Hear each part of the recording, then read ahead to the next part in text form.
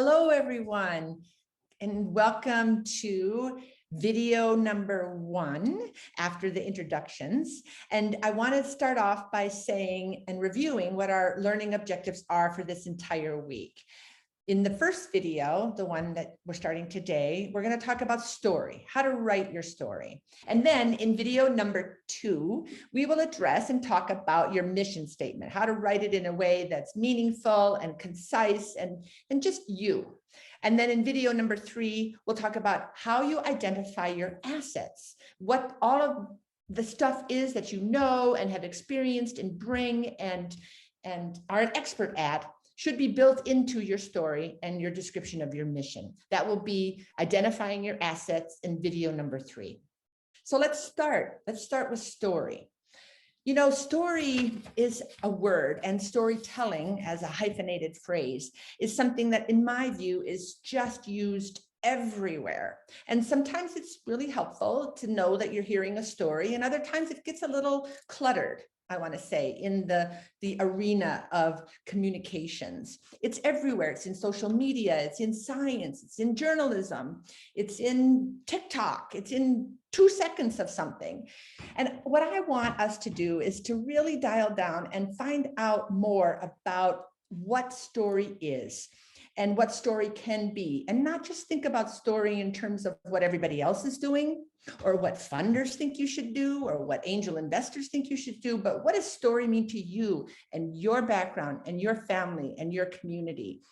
And I wanted to just share that what I think story is a journey. It takes a reader, it takes a viewer, it takes a listener on a journey. It has beginning, a middle, and end. It loops around, it has ebbs and flows, it has drama, it has surprise, but all throughout the thread of good story is voice. And voice is something that we at Little Big Fun always want to uphold, because you are the believers and it's your voice that communicates what you believe and what you want to do. So in order to get you started in that journey that Gail just beautifully mentioned, here are a few kind of starting questions that we're going to share with you. We're calling them kind of prompts. You can consider them, you know, like the creative inspiration. For many of you, you might have already written a story. For many of you, you're probably familiar with story from your growing up, from your childhood. You've probably heard stories from your neighbors and your family members about different things. And so the concept of story is probably familiar to you, but what we want to provide in this part of the course is a specific framework that hopefully helps you hone down on the story of this venture that you're going to talk about, right? This story is going to be a lot about the beginning of the venture and why it exists. And so we want to use some similar techniques that are used in traditional storytelling formats for that process. And so here are some questions that I just wanted to like put out there for you to start looking at and reading. It's not necessary for you to use all of these prompts to inform your story. We hope some of these will provide that inspiration for you to get started. So just a few questions to kind of look through, right? So who are the main characters? Are you the main character in the story? Are there people that are main characters? And sometimes it's different. Some people start a venture because it's something that deeply personally affected them in their lives. And for some people, they see something happen to the main character, something that maybe was unjust and something where you wanted to step and play a role. And that's why you started something. So identifying that is important. And who are you in the story? What's your role is important as well. I'm going to kind of read through some more questions, and then hopefully we'll get time to look at a specific example with all of these. So a couple other questions is, what's the place in the setting? What's the moral of the story? What's the main conflict point? Are there naysayers? Are there people that kind of have pushed back on these ideas and the work that you're trying to do? What's the inspiration? How did this all start? What's the point of view with which you're writing? What's the tone that you're using? What's the setting? As I mentioned earlier, tone and setting can make a difference in the way the reader will analyze your story. Is there a surprise? If so, what's the surprise? And is there a conflict? If so, what's the resolution of the conflict? And finally, where's the tension? If there is some tension, where does it exist? Where does it lie? And how are you kind of working to resolve it? So just a few kind of prompts and questions to help you get started. Again, not necessarily for you to answer all of them if you don't feel like it's connected to your story, but we hope this will help you get started in that initial phase of writing your own story. And next up, we'll look at some examples to do that. I'll pass it back to you, Gail. So what we have here is an example of the opening paragraphs from a voice that is looking to have some support for an idea, for an initiative in her community. And I'm going to read these paragraphs. And as I read them, just engage in it in any way that you want, but also think about what some of those elements that Abby just talked about, see how they show up here. See if you think that there are certain areas of storytelling elements that are being addressed here. And not all of them are, but also think about voice. And if throughout, do you hear this person's voice? Growing up in a smallholder farming family, I always wondered why at home, they always had to eat the same food over and over. Honestly, as a child, it was not nutrition that spiked curiosity, but getting tired of our monotonous diet. One day, I decided to trade dinners with my neighbor and best friend, Lynette. Turned out we shared the same struggles of eating the same food over and over. Our parents eventually liked the idea, and whenever the harvest time came, our households would exchange food to get a more diverse diet. With time, I realized during my undergraduate research that over 69% of the population in my country are smallholder farmers, and they face the same nutritional problem. This culture of food sharing got me thinking of finding a way farming communities could share food to fight malnutrition. I later founded this organization for my community, and at the time was joined by Joshua and 2 other members.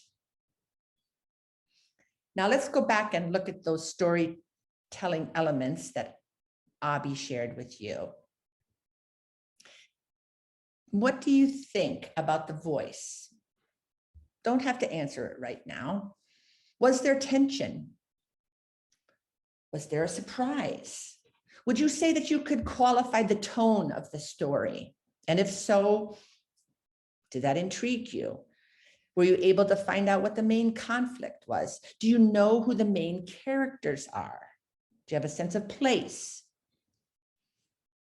As you ponder that example and the answers to these prompts for telling story, I just ask you to let it settle in you, think about it. There's no prescribed way to tell story, but what we're offering you here is an alternative lens for storytelling and an alternative way to receive somebody's story and then share it. I think what you'll notice in the example is that it's personal, but it doesn't seem to fit this crying out for help mode, right? It's a story, and it's a story that has easy to understand language, and it's got some breath in between the paragraphs. You can see what's going on. You can see that place. It brings it to life. Mm-hmm. Abby, what would you add? I agree. And I think there are some elements that may be missing and some elements very, very clear. And as you look through the example, and we'll do more of this in the next week. If you go back to the example and look through it, and you have access to this now with this video, you can slowly start noticing some of that, and some of them are subtle. It's somewhere there, some are missing, but it's an excellent way to start thinking more creatively. One final thing that I would add in when it comes to story is this kind of conversation around why it's important to write your story, right? Especially for fundraising. It feels like maybe it's a stretch to write about a story when you know that you're asking for funding for a project. In fact, what we found and what research has shown is that more and more funders, whether they're individual donors, whether they're foundations, whether they're local partners, are more interested in knowing the story of an organization and the founder, and not necessarily always the founder, but the story of the organization that they're working with, to really get a sense of how they could collaborate in the future. And they feel like at this point, you may think that they're not necessarily connected, but that's kind of the first thing that they're reading usually most often and most of the times in a lot of grant documents, the first thing they ask you to write is your story. And if the story piques interest for a funder, they're likely to turn to the second page. So even if you have an excellent kind of project and you're likely to be kind of doing an amazing job anyway, a good story can be an excellent way to kind of get that interest. And in a world where reviewers are maybe reviewing hundreds, if not thousands of applications at a time, it's really important to be able to kind of stand out on that page.